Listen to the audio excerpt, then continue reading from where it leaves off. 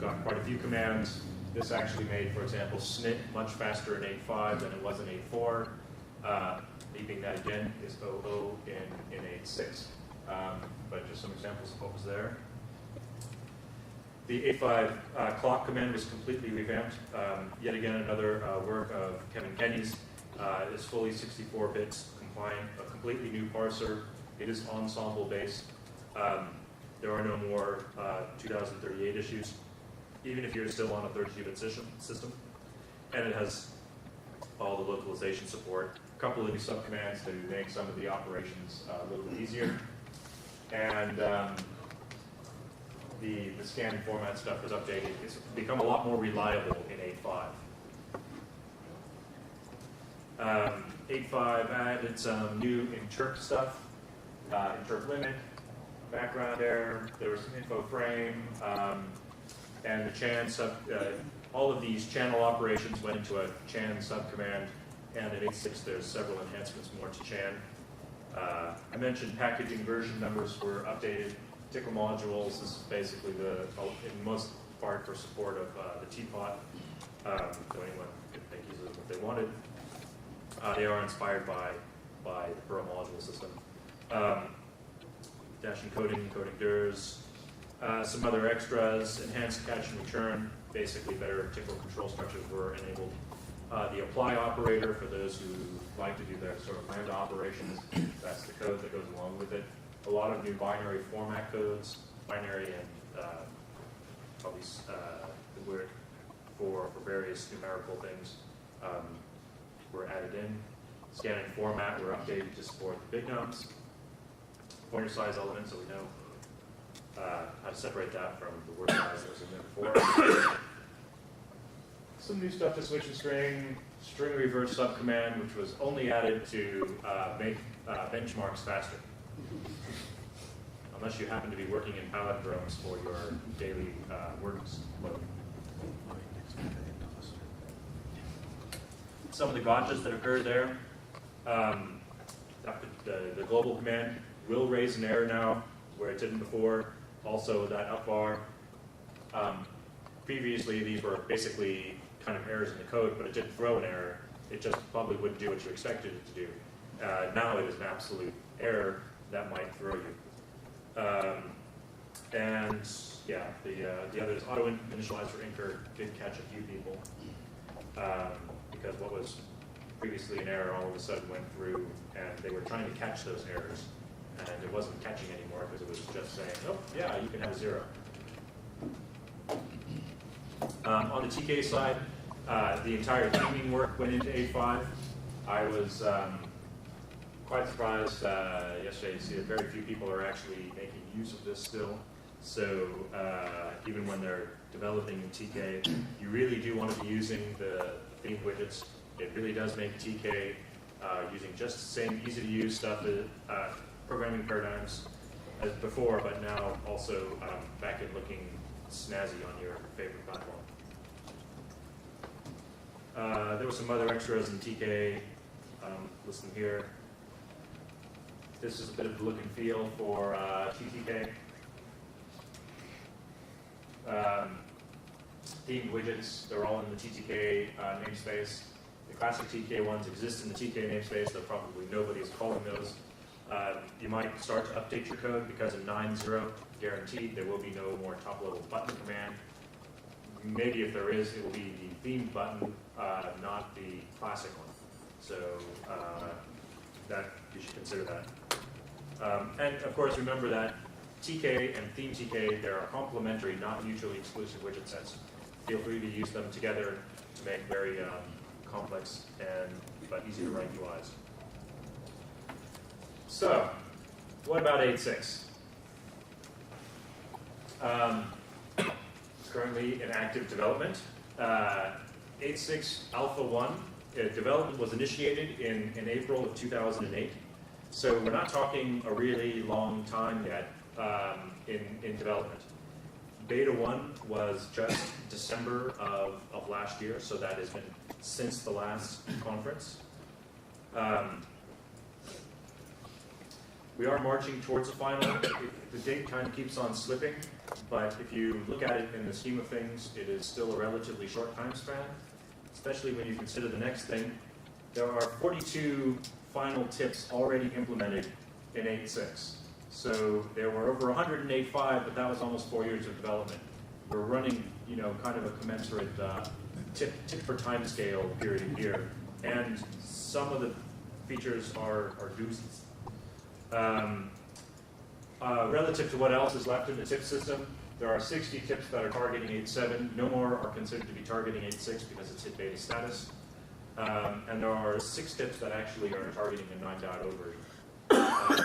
There'll be a tip review session. Usually we reserve that for sometime later in the conference. Of course, community input is very important in all of this. It's guided by what everybody wants to have in their language. Somebody thought, hey, Lambdas would be a good feature, and I can figure out how to make it adapt. There were at least 3 different proposals competing in friendly ways for how to actually implement Lambdas in Tcl, and one finally won out in 8.5 after discussion that you can find on the Tcl core mailing list. So it is very important to feedback if you really think that something should be there. So what exactly do we have here?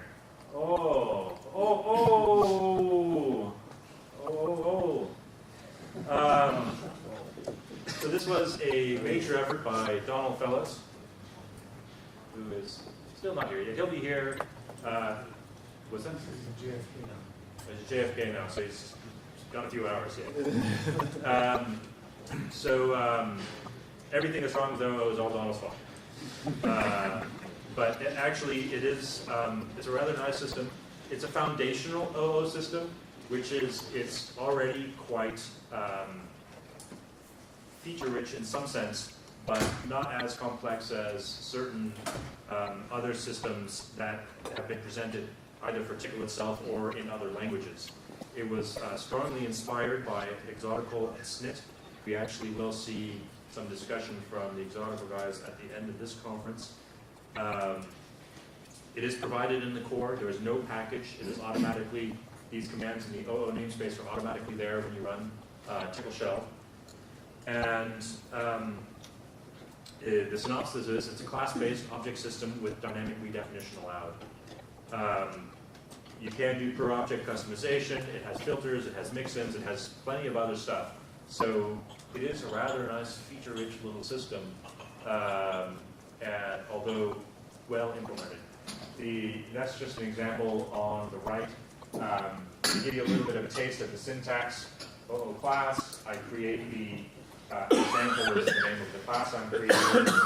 You use variable. Mind you, the keyword variable inside OO class has different semantics than the one in Tcl itself. I lament that personally a little bit, but it makes sense for the OO model. Constructor, destructor, methods, my is how you call your own functions. This one's rather silly. I'm basically creating what is an integer object that has a renamed version of Inker, but it's just for an example. You type in example, create B, so I'm instantiating my object. I am giving it an initial argument of 4. If I hadn't given it that argument, it would have auto-assigned 10, and then I'd say B bar 3 and it returns 7, so very simple. Another thing to note is that the next Inker Tcl does use Tcl OO as its foundational system. So there is a full C API. It is being used in iTcl version 4, otherwise known as iTcl NG. And that is available now still in a beta state. So, some 8.6 highlights. You have a new non-recursive bytecode engine. It's referred to in non-recursive engines or stackless engines. NRE, it'll be referred to. But basically what it enables is coroutines. There'll be a couple of talks later that will go into that in depth. They're also known as generators for other language communities. It enables proper tail calls. It allows for a lot less stack hammering. So you're in the bytecode engine, and instead of creating another C stack, it has more intelligence to go to the right next point in the bytecode engine without going through and creating another C stack frame. There is a full C API to allow users commands to be restartable or re-entrant into the bytecode engine without creating a C stack.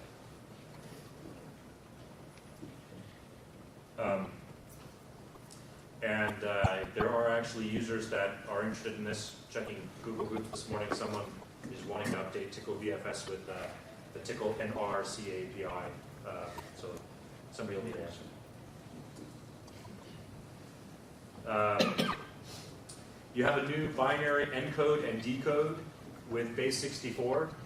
Binary is now a namespace ensemble, so this allows you to actually easily create more binary and encoding and decoding. If you're use of Perl, this is like PAC. The one nice thing is now in Tickle you have very fast C base64 encoding and decoding. You don't have to worry about the Tickle stuff anymore. And it's very easy to actually add in new formats. Simplified Tickle prefix matching. This is like matching the longest string in a list. It's good for option parsing. There is actually enhancements to the C API for option parsing. Not quite clear. It's in Tickle now. It used to be in TK, so there's much easier at the C level and at the Tickle level option parsing in 8.6. You can cancel your script evaluation via interp cancel.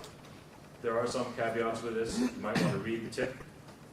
But for very simplistic scripts, you can basically give an interpreter an interrupt request, such as if you're using multiple interpreters. The thread extension is going to be included with the core sources as they come out. So other extensions are also being considered, but basically Don Porter has enhanced the build mechanism to allow for a contrib area that with T-supported packages, you could basically just drop in there and they will build then with your entire system. When we ship sources, thread will be one of those packages that automatically ships with. I think TDBC is shipping the same method.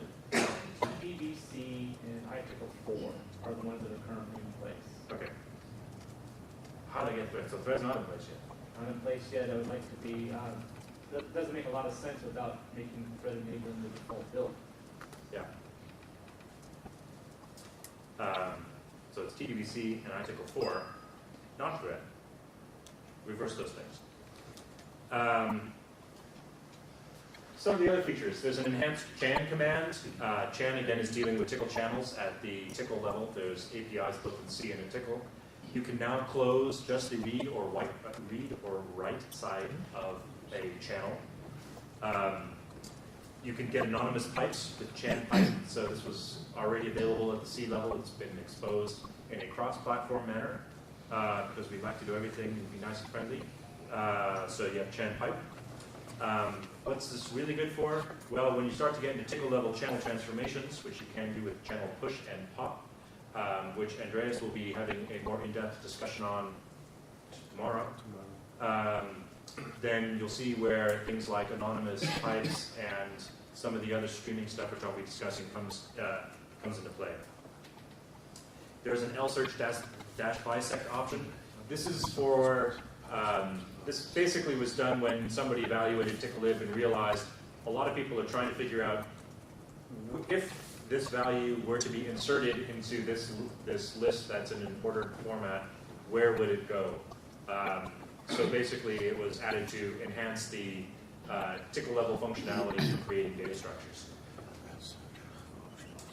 Path separator is / or colon and basically / or / on the current platforms that are available. String trim left, trim right was made Unicode aware with respect to white space. You could do group sorting with lsort -stride. So again, this is an application specific thing, but if you want to group along, it's obviously one of Will's favorite features. No, but it's a good one. I've run into that recently. LSET was modified to allow for extending lists. There is the syntax there at the bottom. which was equivalent, it's basically equivalent to append minus foo, but it's actually very useful in certain programmatic cases. So, there's more stuff, much more. I should have at least 30 other things if we're keeping count, right? Many of the commands accept nothing very smooth. What does this mean? Well, with the introduction of the expansion operator, it made sense that certain commands would barf, like if I want to say global, I want to declare global this list of variables, but I don't want to have to check if the list of variables is empty, but global might barf if I pass it an empty set of parameters. Well, there's about 10 commands that were in the core that would be affected by this, and in order to reduce such error cases, it just made sense. Well, if global doesn't get any variables, then it's not declaring anything global and it shouldn't be an error. So that's one nice added addition to 8.6.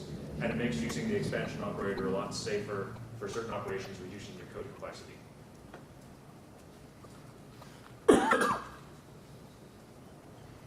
Base 2 support and format and scan. So if you want to say 010110, there were plenty of code snippets out there to do it. Somebody just said, oh well, just add it in. A file, temp file, that's the syntax there for you. Basically, it creates a temporary file and it returns a channel. It doesn't return a name to that file, it returns a channel, and this is the best way we could do it in a cross-platform manner and make the most sense.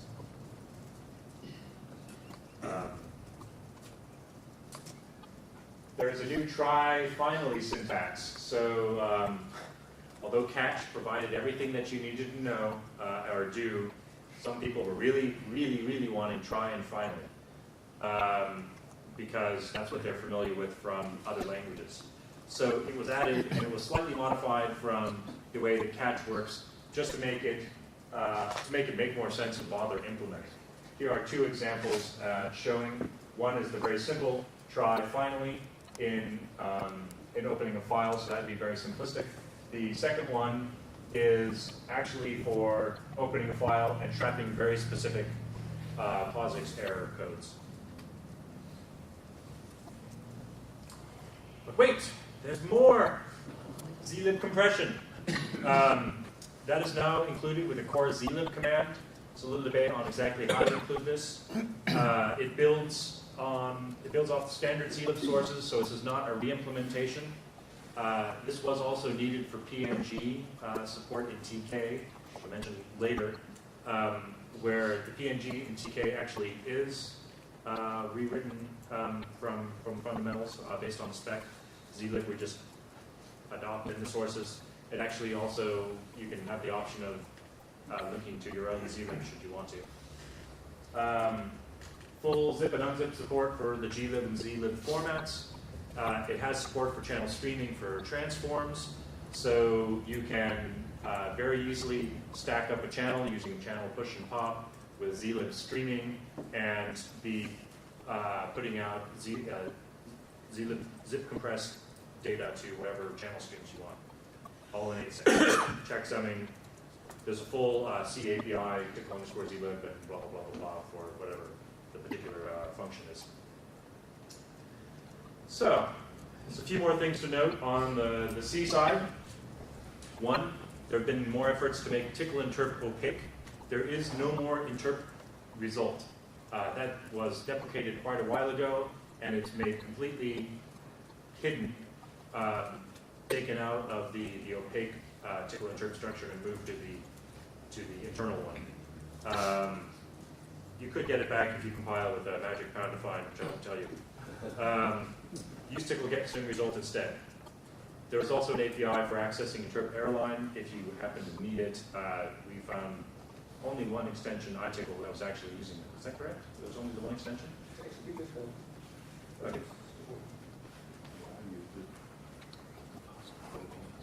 So for some reason, the OO guys always wanted to access the airline. Access startup scripts from C. I'm just throwing this in for completeness, but this is mostly of interest to those who actually write the C core code for StarKits and various other embedded systems. actually, if you are embedding C into your, Tickle into your C runtime stuff, this might be relevant to you as well. Portable access to the StatBuff stuff. We've, through a much painful experience, we've realized that StatBuff never should have been made opaque, made transparent to the user. So we're trying to make it more opaque by encouraging everyone to use its Tickle get star. I say star because it's like get m time from stat, get whatever the size, all of the various stat structure details now have C API to access them. So, DVC.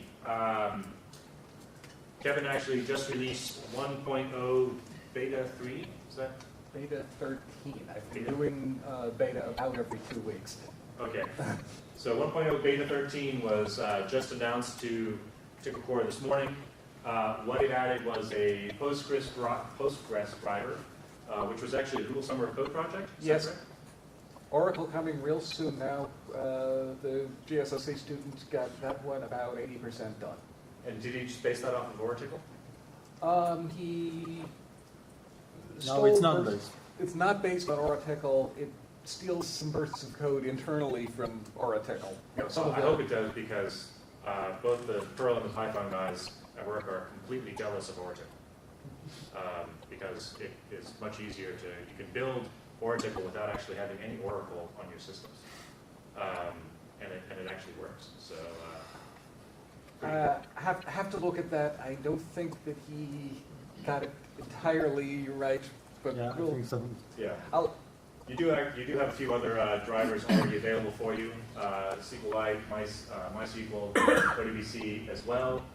It does leverage the Tickle OO framework as well, so that's why it is an 8.6 item. This is a little example, actually stolen from one of Donald's examples, just showing how it operates. You can see some of the relationship between the variables that you're selecting, some of the syntax that's in here. It is very well documented, so you can just kind of see exactly how you might do a small example. That's a correct example, right? I did write that right. that's a correct example. The only thing I'd add is that, first name is not going to be Bobby Tables.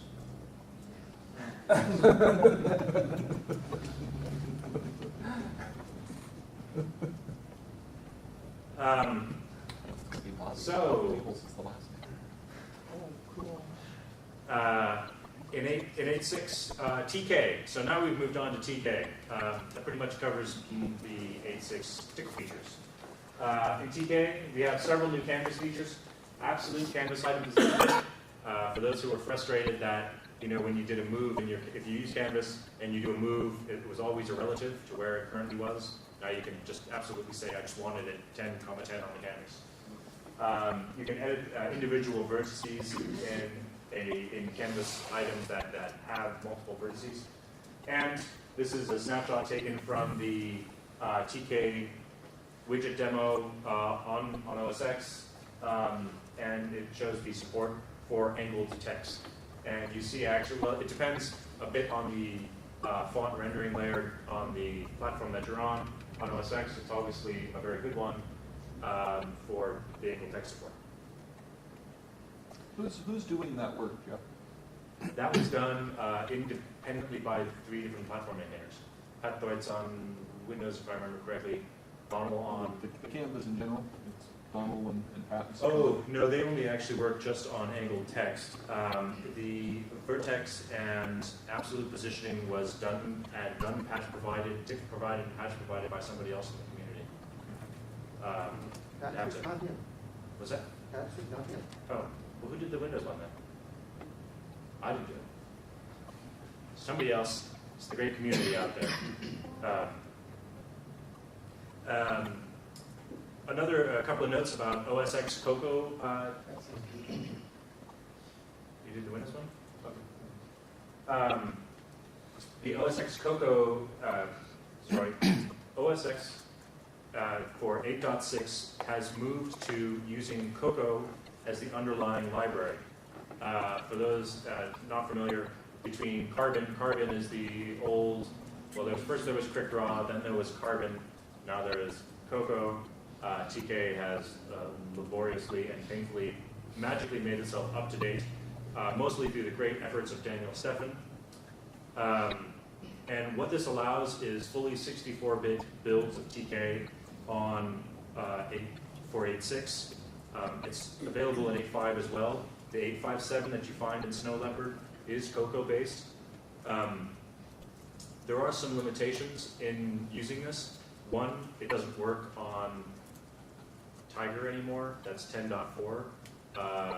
And a lot of people still are using Tiger. It forces you to use Leopard or Snow Leopard. And the nice thing that Apple actually was requiring that everything be 64-bit in Snow Leopard. There's a big push that all of their application layer stuff starts up 64-bit. That included Tickle. They were mostly concerned about Tickle. They weren't concerned about TK. So they were going to say, well, since you're all on Carbon on your Aqua stuff, we'll just switch to building TK as X11 on OS X, and because then we can build it 64-bit. A lot of people probably would have groaned at that, especially with all the effort that was done to make it look platform native. So it was quite a large effort on Daniel's part, with sponsorship actually from Apple, to provide the Cocoa interface. We do actually, for those who are curious, there are some test builds where we provide people of 8.6 that are Cocoa based. Basically, this limitation on being Leopard or above is one we're not quite sure what we're going to handle. So it might be that we offer it not for 8.5 builds, but we provide 8.6 builds that are available, and just say, well, if you're using 8.6, you must not be using old versions of, if you're using new versions of Tickle, you can't be using old versions of OS X. The 8.5 build that ships with Snow Leopard, however, is the Cocoa-based one. It is the Cocoa-based one. That's because they choose their direct linkage. There is a Windows Vista theme for TTK, so it was updated to have tie into the Vista API, so that with 8.6, and actually will be available in 8.5.8 when that's released, TK is even, it looks pretty good on with 8.5, but there were some corner cases that this required to get around, and it's available now. And there's some updated mouse wheel behavior, which I put that in there because it was claimed to be final in the tip, but I really want to check because I swear nobody actually checked in that code. So the tip says final, but I'm not sure about that. There is a font dialog, a brand new font dialog. Here's this little command that shows it. This is on OS X. The TK font user has a very good documentation. All of these things have very good documentation because we like our docs. And if they're not docked well enough, well, add that to the wiki. This is how you display the font chooser. It actually is asynchronous, so it runs, it pops up, but you would have to do a vwait or something if you didn't want the script to keep on running. You can ask it to configure, and I could have said configure just dash font to see exactly what was selected in that particular font dialog. PNG support. So PNG is basically the default icon format of choice. TK is for building UIs, and every UI needs icons, so it's great to have that support, which was previously only available in the image package. A few of the extras in 8.6, there's a TK Busy. It's adapted from VLT's Busy. It's now in the core. Very convenient, easy to use. Users can generate focus events. This wasn't possible before. It's now enabled. This is better for user interface testing if you're driving it through Tickle testing. Unfocused text widget insertion cursor control. This is when the text widget doesn't have focus. It wouldn't show the insertion cursor. And some people with text appearing and everything wanted to be able to see that. It's now available. GIF image writing uses the LZW compression because it's fully patent unencumbered finally. And there is a new TTK spin box widget. This is a snapshot from the TK86 demo on OS X. As I told all the students in the UI class yesterday, you don't use spin boxes on OS X. This is just an example that they work, but don't use them. Apple doesn't believe in spin boxes. They believe in menu buttons. And a lot of the spin boxes look better as combo boxes anyway. So if you're on OS X, you should be using a menu button. On Windows, you probably want to figure out whether it's a combo box or a spin box. And same with X11. So it's not until something breaks. That's a great quote, because that's a lot about what people want to do in Tickle 9. Remove all those crufty old bits that we keep around because we want to keep things compatible. But to do that, you're going to break some people's code. You can write layers and packages which would maybe make it work 99% of the way. I can't imagine breaking compatibility in the same way that Python did from 2 to 3. You know, they even have their 2 to 3 script, and it doesn't cover a lot of edge cases. Tickle's a lot more flexible. Some of that flexibility comes at a performance cost, but it's so flexible that you could always restore it. But a lot of things would need to change at the C level, and there is no flexibility at the C level. So people would have to update extensions. Companies would have to update, you know, potentially large bodies of code with respect to C. So let's see, coming up on time here. So the one thing is we don't want that Tickle 9 experience to be like Perl 6. Some people said Tickle 8.5 was a bit too long. I don't know, it was only 4 years. Perl 6 is still somewhere in ether. So there's different philosophies. We are happy to discuss it, whether it should be quick and painless or long and painful. One way or the other, there's going to be pain involved, actually. How about quick and painful? Yeah. Some of the other ideas in the pipeline, either for 8.7, should we ever see an 8.7, or 9, further refactoring of the bytecode engine, basically to merge to word code, potentially